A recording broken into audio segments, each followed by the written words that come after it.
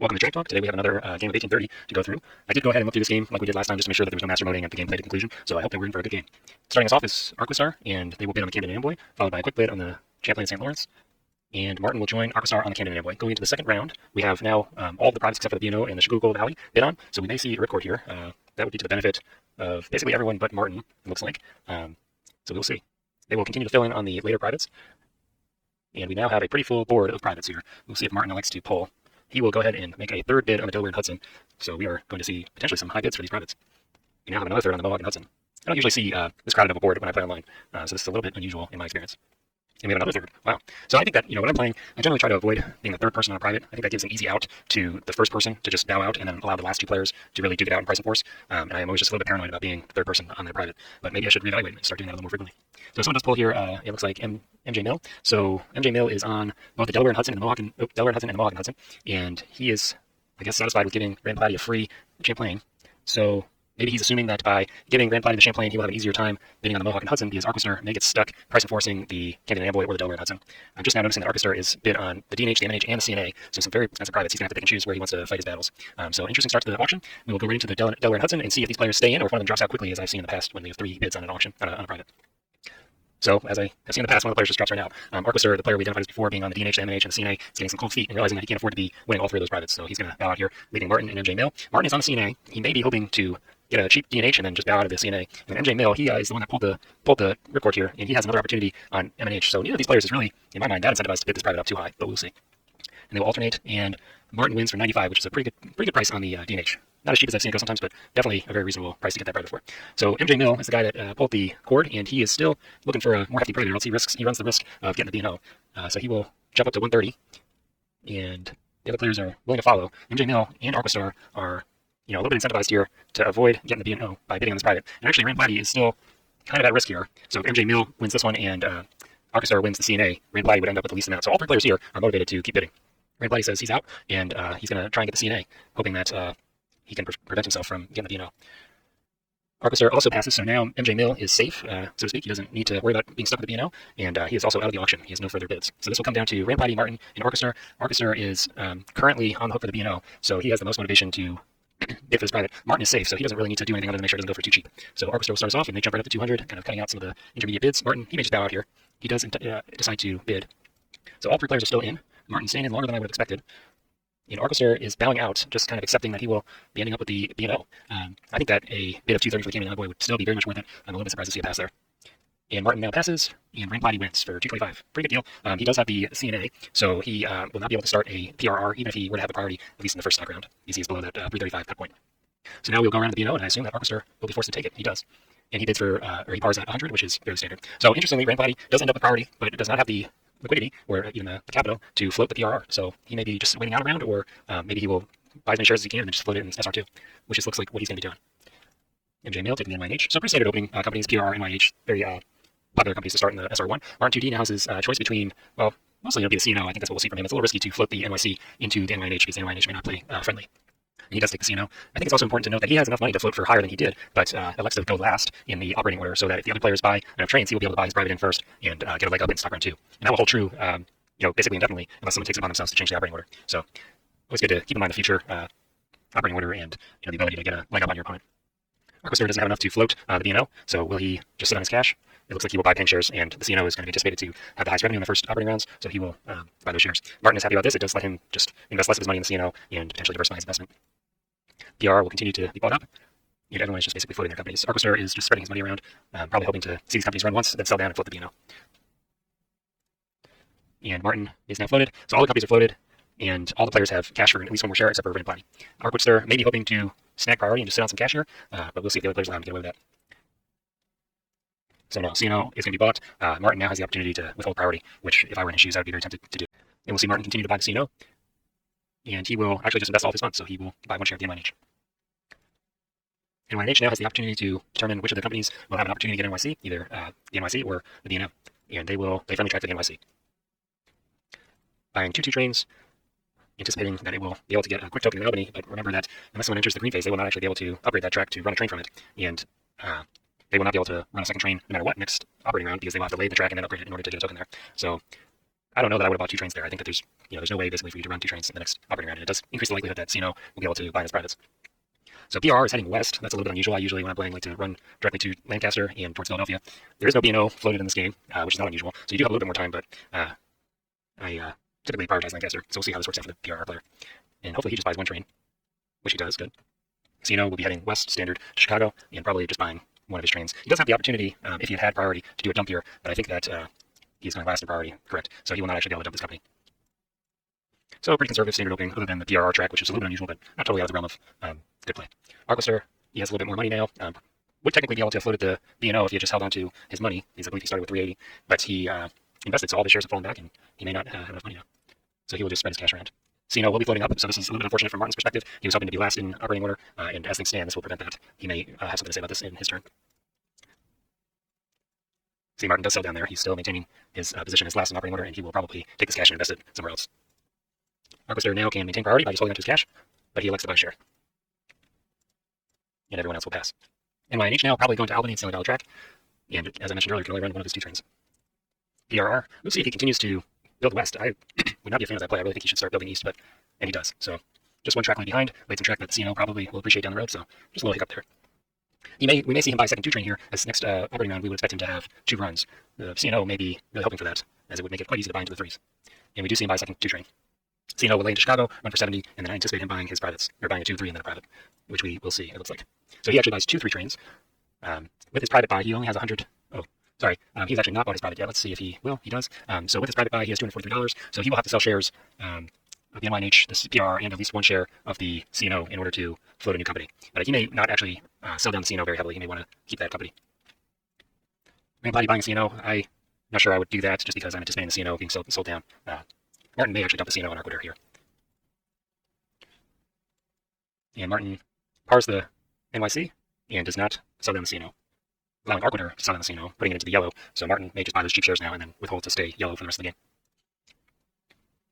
Our quitter is selling all the shares and is now going to float the BNO. MJ Mill buying a cheap CNO, which would pay more than the PRR. And I anticipate Martin probably buying also a CNO here, which he does. So he's now maxed out on CNO unless he withholds down into the brown. And we'll see the BNO continue to float. The rest of the players most likely will be passing. Martin sells the PRR. And will he be trying to invest further in NYC here? Okay, so he's just buying a BNO share.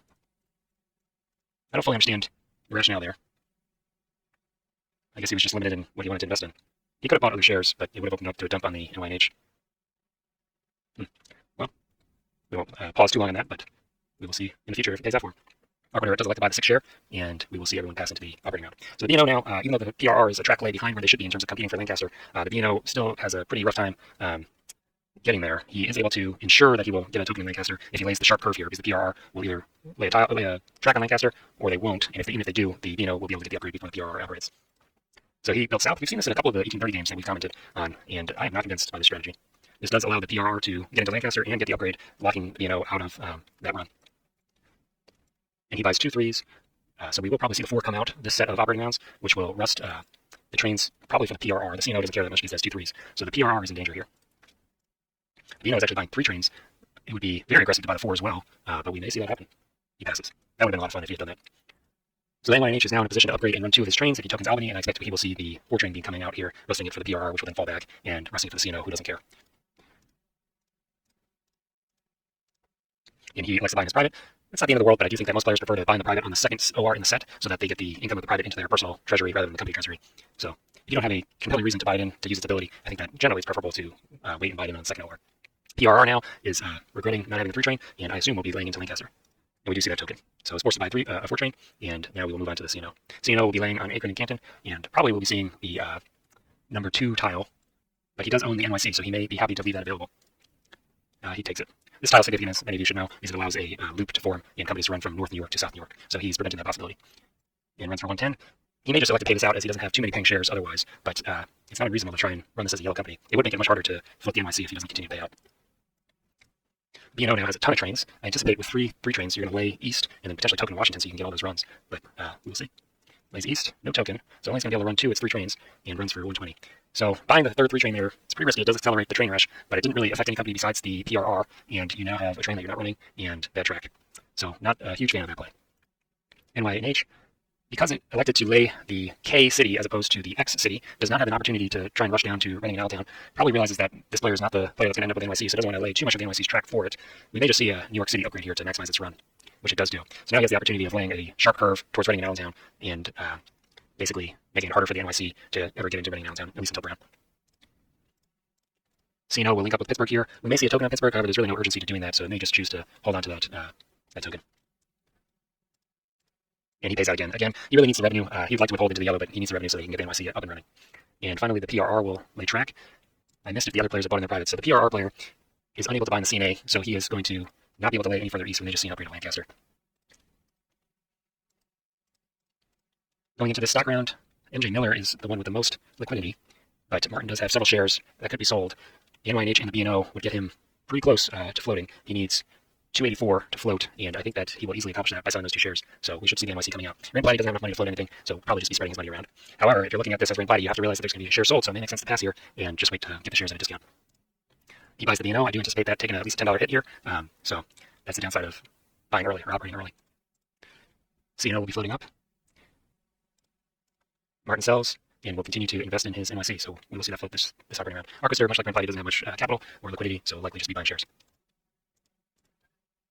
MJ Mill buying NYNH, so he's maxed there. This player needs to be a little bit cautious that he doesn't end up with a priority disadvantage against Martin, because that CNO doesn't have much cash. Rand Blatty sells the CNO. Martin is loving that, staying in the yellow. And what does he choose to invest in instead? In NYNH. I think that the CNO is probably going to be running for more, so I'm not sure why you make that decision. NYC is almost floated, so the other players probably are going to be taking their last actions and then letting Martin go last in priority. MJ Miller can't technically buy another share, either the PRR or the CNO. CNO is probably a better company, but it does really make it a high risk for a dump. And he goes for the CNO. As long as he's able to maintain priority, he probably will get away with this. The only problem with the strategy from MJ Miller's perspective is that Martin now has a pretty slim majority of this company. He may be highly incentivized to withhold, keep it yellow, and just keep that money in the company rather than paying out, especially now that the NYC is floated and will be giving him revenue. Looking at the shares, MJ Mill is near even with Martin in terms of share count. However, 6 of Martin's shares will not be paying out this operating round. So MJ Mill is pretty close in share count still. The other two players are further behind and starting to fall behind in this game. We see the NYC float. And Martin sells the CNO, getting deeper into the yellow, and we'll probably see him buy that PRR share, which he does. Arquister is happy to buy the cheap CNO. However, he does put himself in last in priority where he would have been going first. So that's a trade-off you always have to think about. If he doesn't anticipate needing to float a company in the next SR, and he's not at risk for a dump, then it may be the right decision. And we will enter the next set of operating rounds. Here we are in operating round 4. The still running 3 trains. Given that a new company is floated, we are at risk of getting into the 5s, but I don't think anybody really has much cash. So I think that he will be running these 3 trains for some time. So that may pay off for him. Probably will see an upgrade to the Baltimore here, put some pressure on the track northwards, and also helps maximize his revenue. And that's what we see. The other players, the CNO and the PRR, may want to look into blocking that west spoke out of Baltimore if they want to avoid wasting tokens. So we'll see if they are attuned to that. Still only running 3 trains. He hasn't tokened in Washington. And the NYNH now, I think we'll see a gentle come pointing south into Reading and Allentown, which is what we do in fact see. Unfortunately, NYNH is a 1 token or 2 token company, so it's not going to be able to secure that Lancaster slot. However, maybe hoping that it can delay some track on Reading and Allentown that gives it a run into Philadelphia. The problem there is that you have the CNO and the PRR, which are easily able to block this move. So you have to try, but it's a pretty low yield move. NYC will be operating here, and this is the first operating turn for this company. Doesn't have too much track that it can lay other than heading towards the west, but the M&H has not been bought in. And MJ Mill is not in a great position to buy it in without a withhold, so he will be blocked from going too far west. But will set himself up in hopes that in the future he has a track lay in the bank. So spreading his money around, leaving money for a token and a 5, and giving some money to the CNO. PRR now has the opportunity to lay that Reading and Allentown track that we've been discussing, and does do it. So the NYNH has an opportunity to get 2 runs into NYC, but it will need to lay some expensive track to get anything more than a dip. CNO here, I expect we'll start seeing this company withhold. He only has 1 share over his next closest investor, and will need more money for permanent trains. This company does have a DNH, so we may see some funny business. I always like when people actually take advantage of their private actions, their private abilities. It would be fun to see him lay Scranton and try and get into NYC, but I'm not sure that we will see that. It's an uncommon play, but it is a possibility. So he lays the track leading from Baltimore to Lancaster. I assume if you lay that track, you're going to be tokening Lancaster. Otherwise, it's a no-brainer token for the B&O. But if he does lay this token, it's a nice way to increase his run. Here we go. And he is probably hoping for a 4 train, or at least one other train from CNO, because he has some nice track now. And as we predicted, he's withholding. We'll see him buy the 4. He passes on that. He's going to let the other companies buy those 4s. B&O really has limited track opportunities now. We may see an upgrade at Washington just for a quick increase in revenue, or we may see him lay a gentle curve on I-18 in order to open up his potential of getting to Philadelphia and ultimately to New York. We do see the Washington lay. Still no token out of him. He finally tokens. I don't know. I think that if you're going to burn that token, you should have burnt that 2 operating rounds ago. You missed quite a bit of revenue by doing this. So, I don't know. I think that's a missed opportunity. This is the problem for running south. I think it's just you lose too much initiative on the track lane. He is running very hot now, and he is pretty much the sole investor in this company, so it's not the end of the world, but he could have been doing this two hours earlier. NYNH could lay that $120 track, but I don't think we'll see that. Probably will just pass his track lane turn. So he is upgrading, which will prevent the NYC from running a gentle curve in that tile into New York in the future. It does make that straightened tile lay a little bit more appealing. We may see that. And what I'll point out here is that none of these companies are buying trains, so the B&O is happy to continue to run its 3 trains because those 5 trains are not coming out anytime soon. People are just laying upgrade cities to maximize their revenue. NYC really now doesn't have much track. He's not going to be getting that B&M, I don't think, so I would not be paying $120. Plus, he wants to leave the money in the company for a permanent train, so probably will be passing and just paying out.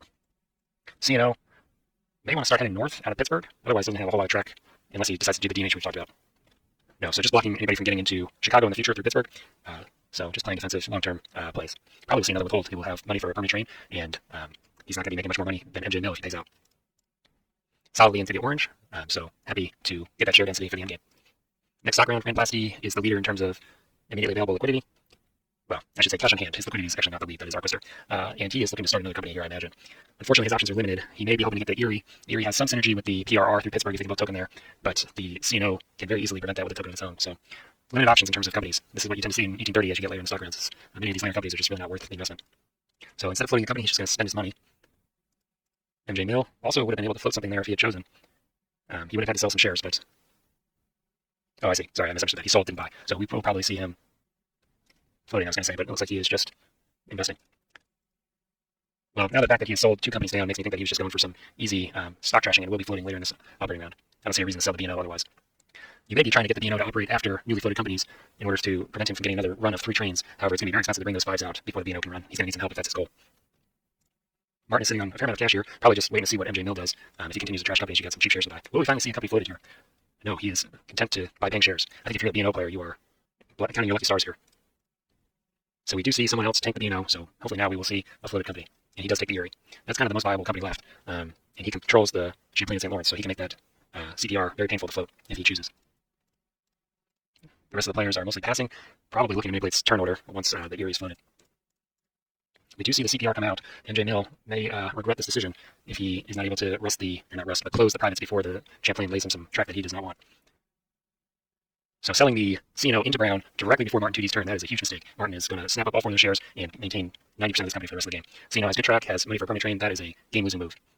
Martin will, of course, buy those shares, and he is lapping his way to the bank. He has almost double the shares of the player in last place and is well ahead of his competitors. Randplasty continuing to float the Erie and CPR. So the rest of the stock round will most likely just be floating, unless either of these players elect to try and manipulate turn order. Martin is going to sell down the NYNH to get a little bit of cash. He may be looking to tank one of these companies just to end up with a favorable position for that 5 train, which we are now on the precipice of coming out with 2 new floating companies. Having sold down the B&O as far as it has, it is looking less likely that it will get another run of its 3 trains. It would like to be, if I was not an investor in the B&O, I'd like to see it at 70, so it was operating after all these companies as well.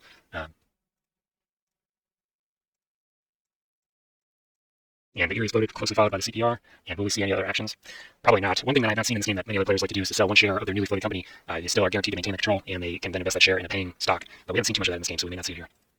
And they will just pass through the LR. This does leave, I believe, Martin. Yes, Martin with priority. So this is looking very bad for the rest of the table. Martin has a massive lead in stocks. He's got good companies. He's got money for permanent trains, and he's got a lot of map control. So this is looking very, very bad for the other players.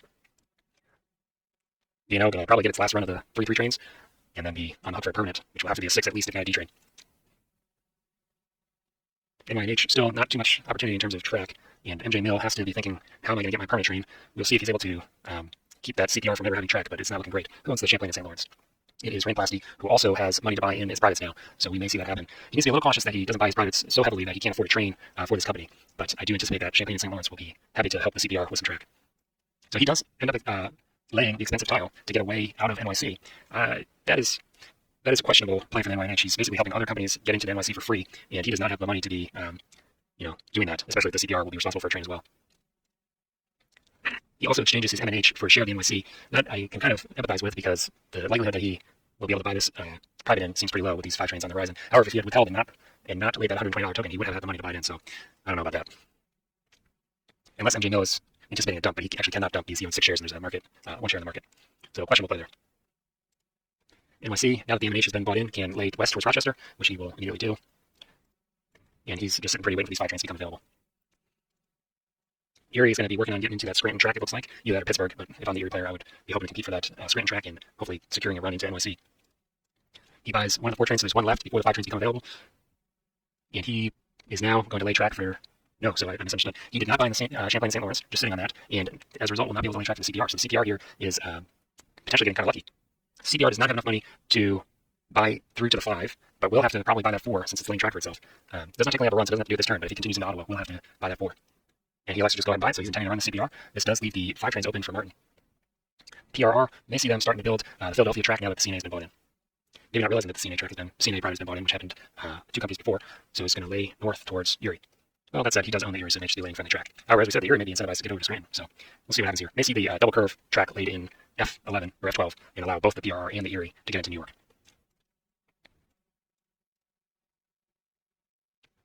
So he elects to buy the Champlain St. Lawrence with the PRR rather than the Erie, and we'll see if he is going to lay in track. Still no track there. I don't know. CNO is recognizing that a token in Scranton would be quite helpful and is going to help the other companies rush on over there. He is able to pay out here. He will need to withhold at one point in this set of operating rounds in order to stay in the orange, so he may elect to do that now. Pays out, so I anticipate we will see him withhold on the next set. Does get the first 5 train. B&O now no longer will be running 3 trains, but this does give the B&O an opportunity to lay some brown tile. However, the CNA, or the Philadelphia track has not been laid, so he actually will not be able to lay the brown track to get into New York, which is a little bit unfortunate for him, or I should say very unfortunate for him. This does give the opportunity to the PRR, the CNO, to determine his fate in New York, and I assume that they will not be laying friendly track. B&O pays out. If he had withheld, he would have had money for a permit, but he is train locked, so he has plenty of market shares. It makes sense for him to be paying out. NYNH now has the opportunity to get brown shares. If I'm NYNH, I am not laying that straight track for the other players to get into New York, but we will see. He likes to upgrade Scranton, so again, doing your opponent's work for you. I think if you're going to upgrade anything, probably upgrade New York, but at least that maximizes your income. Hang out. NYC now, probably running over to Rochester and tokening that. He will upgrade New York. This does give him access to Scranton. If he tokens Scranton, the PRR will have the ability to token Scranton behind him and lock out this CNO. The PRR could also really do a number on him by tokening New York and just cutting his route in half, so it's an interesting dilemma. I'm not entirely sure what the better play is here. Probably it's definitely safer to just token in New York, but as the NYC, a token in New York is a little underwhelming. He does take the defensive play, probably just assuming that the PRR or the Erie will try and drop a token in Scranton, and the CNO will just get into New York South. And he will take the second 5. So these other players have to be worried that these 5s are going away quick, and the player that we've determined is kind of in the lead, or definitely in the lead, now has permanent trains in both his companies. This is going to be a rough endgame for the other players. PRR laying friendly track for the Erie, who I expect we'll see the Erie lay into Scranton and probably token there. No token, but does have a run into New York, so he's happy about that. CPR, I assume we will see him laying into Ottawa since he elected to buy the last 4 train, and has a lackluster run, but we'll be trying to get down to that 00 city. CNO does not have money for a token, can lay that friendly track to get a 3rd access into New York, and more importantly block the B&O out, so I imagine that's what we'll see, and indeed we do. So now has 3 runs into New York, which is pretty incredible, and 1, 2, 3, 4, 5, we'll need a 6 train in order to do it, which may be in the cards. He's going to be withholding, so he may be able to pull a 6 into that company later in the game. That's a pretty incredible track for any company to have. Running for a lot, probably will withhold here, even though he'd like to have that cash, just to stay orange and maintain his 9 shares. He wants to pay it out, so he can just sell down 1 share, and he will only have lost 10% of the company and be able to take advantage of that huge increase in his net worth and liquidity. He was forced to sell that share, and now is free to float a company if he likes, which he probably will, if for no other reason than to bring out the 6s and put the other players under a lot of pressure. It is close in terms of net worth right now, but Martin is in a commanding position in this game. He does float the B&M. The other players will be paying shares. NYC is floating up. I'm amazed that we didn't see either of these players snap up that CNO share. And MJ Miller is grateful for their charity. Martin will continue to... Oh, no. So he just secured the B&M and will now be distributing his cash. Arcster is at risk of being dumped on with his NYNH. He currently owns the B&O, which does not have a permanent train and does not really have that much money in the grand scheme of things, so a little bit of a risky play. MJ Miller is not immediately behind him in priority, so there is a fair chance that that could be a dump that he's setting himself up for. You do have to kind of assume that Rand Blatty will be going last, given his massive amount of cash, so Arcster is potentially putting himself in quite a bit of risk here. Rand Blatty helping to float the B&M. And Martin continuing to just buy shares. He knows that he doesn't have that $400 to float the B&M anymore as a result of Rand Blatty's purchase. B&O will now be floating up, and Martin, I think, now will be forced to actually invest in his own company. So it looks like we will see most of these players reaching their cert limit, with the possible exception of Martin and MJ Mill. Rand Blatty looks like he's going to be just taking stock value a little bit, but that's kind of a short-term play. So the B&M is floated. Arcster is passing, probably looking to tank the B&M 1 share after Rand Blatty does his work.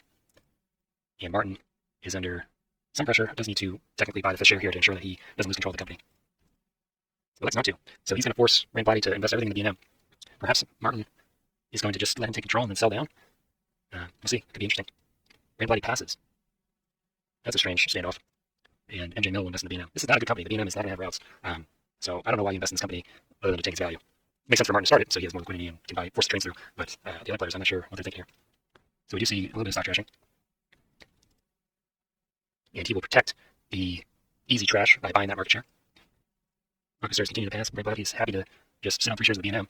And MJ Mill is going to keep giving Martin priority. So Rampline, this is not at all a safe investment. Martin will have priority, and that's not a good company. So I would not feel safe holding those 3 shares at all. But he apparently does. Interesting.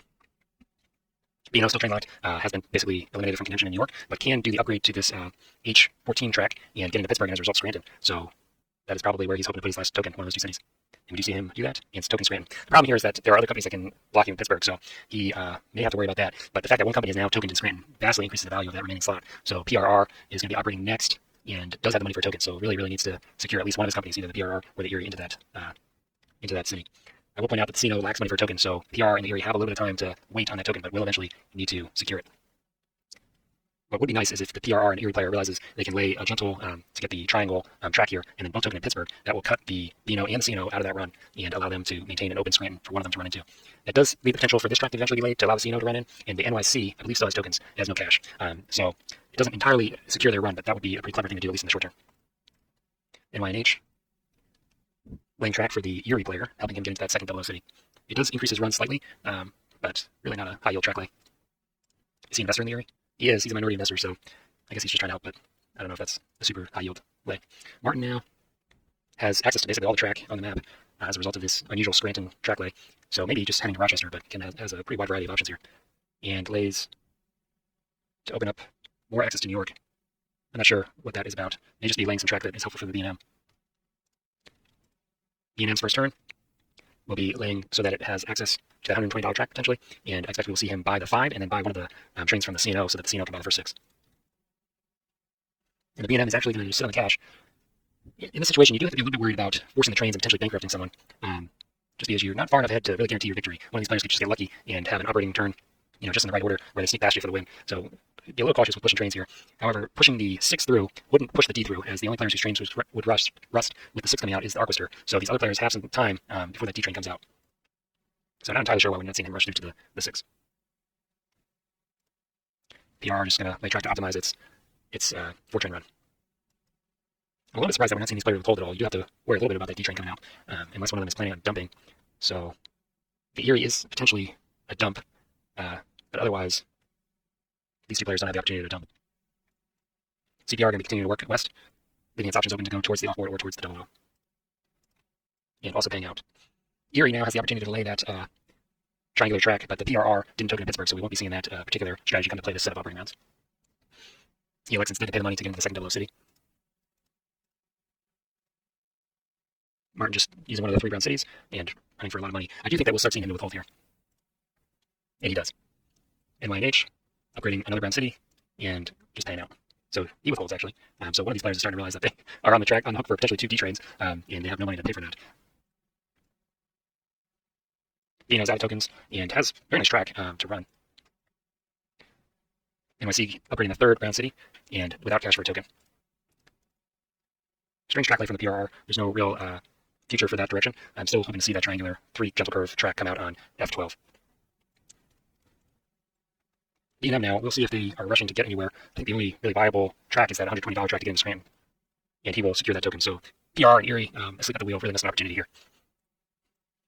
And Martin now has 3 viable companies with permanent trains in each, so should have a clear winner within the next couple of operating rounds. CBR has linked up with the 00 city, but still does not have a permanent train. Erie finally laying that track that I had alluded to. Will probably be hoping to maintain access to Pittsburgh, but because it laid the 00 city, will not have money for a token. And Martin, now with a massive amount of cash, will probably be withholding here and potentially bringing out the D train.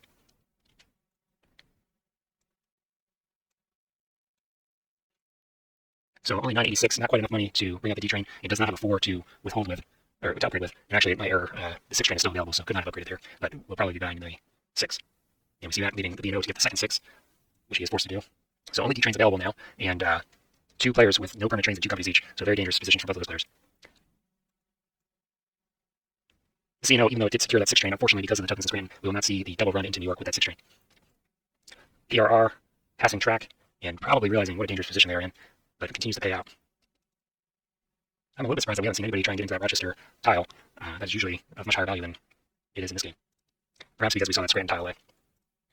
NYNH, realizing that it needs money and withholding. B&M, not a whole lot of interesting track now, but has secured its runs for the late game, so probably we'll just see an upgrade to Boston. Instead, potentially looking to set up a bypass for Pittsburgh in case PRR and Erie decide to token there in the future. CPR, I assume we'll see the Dolo upgrade, and we do, so he will now have to be cautious about the Erie tokening that second city in the double O and blocking his run, but it looks like he's setting himself up for the purchase of the first D train. Unfortunately, doesn't have the cash to upgrade. So that was a shuffle that just lost him a run. The NYNH did buy the train from him earlier, but did not have quite enough cash to set up the upgrade. So a lost run. CPR wasn't running for very much to begin with, but kind of unfortunate. Ian Martin, if he pays out here, will be in the orange, so he's free to do so. And running 5 and a 6, so he will have a totally monstrous run. Running for 5-10, incredible. And he actually likes to withhold it, so he may be just going to force out the D all on his own.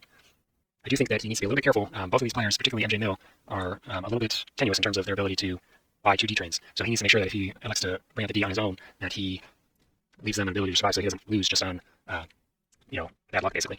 He does have the ability to upgrade his 5 or 6, however, that would return it to the pool. Actually, no, in 1830, I think he's removed from the game. 1889, the upgrade train remains in the pool. So he could upgrade and not give them the opportunity to buy that permanent train. And Martin is not yet at stock cert limit, so he will just be buying some of the few remaining shares.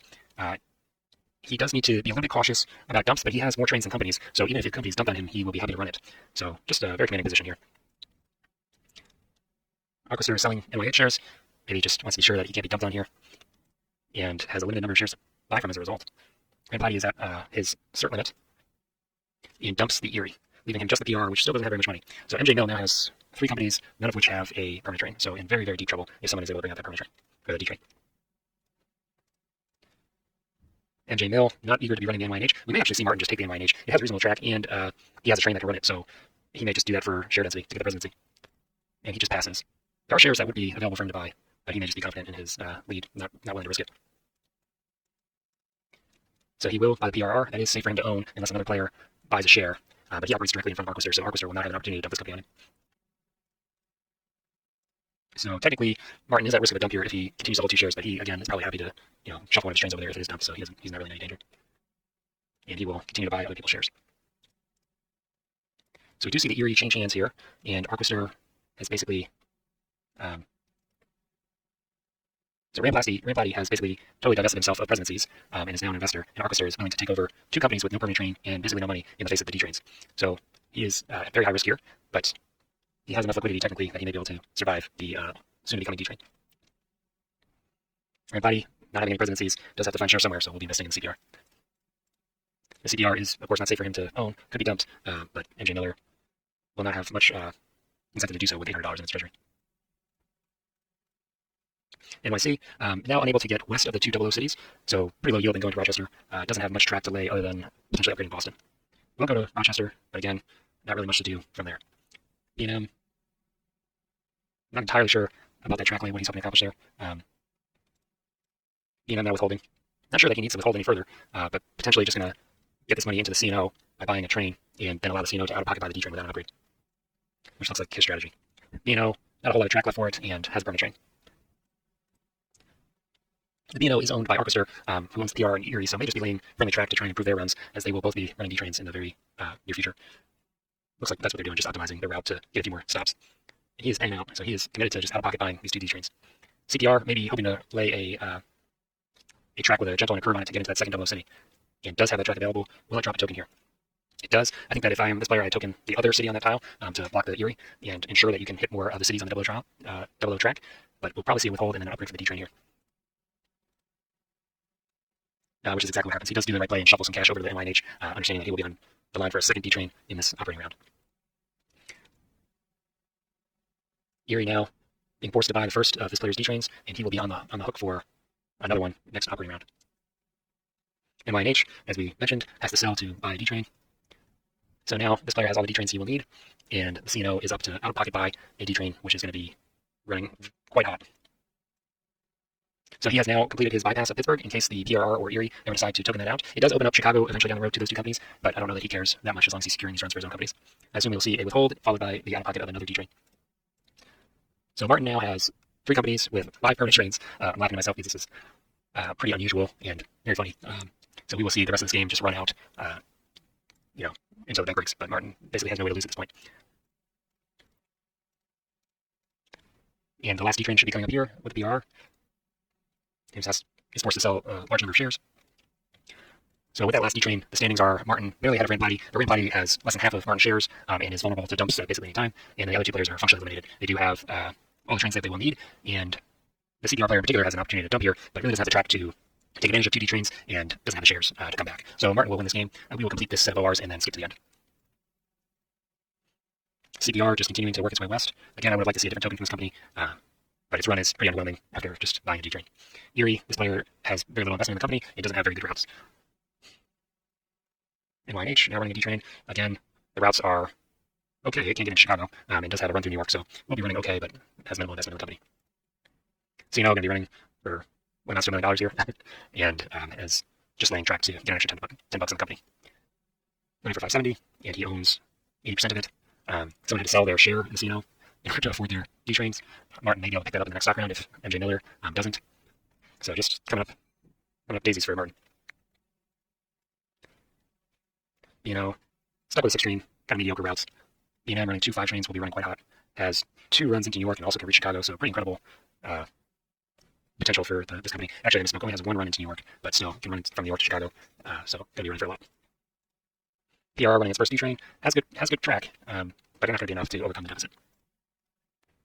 CPR working west, but will never have money to complete this track and just doesn't have much potential left in the game. Is withholding to be able to afford the track. Again, kind of irrelevant at this point. Erie just laying track to optimize its run, and will have money to lay a track tile or token the CPR out, which would be fun to see. And CNO going to be leapfrogging onto the CPR track, it looks like, in the future. But again, this game is over, so we will just confirm that and then call it here. Martin has a commanding lead, has all shares that he could want, and has no train liability. So we will skip to the end of the game here just to confirm that he wins, and he does, very commandingly, having almost double the net worth of the next closest player. And it actually looks like with all these D trains that the game ended in the next operating round anyway, so we didn't miss anything other than some kind of futile track lane. I'm just curious how much he was running for at the end. 1,400, double what his nearest opponents were. So runaway victory for Martin. I think that was well played on his part. I will go back and draw your attention to the move to dump the CNO shares into the brown right before Martin acts in the stock round. And I think that was a turning point, if not the turning point of the game. And I think that was MJ Mill that did that. I'm just scrolling through to find that. Bear with me for a moment.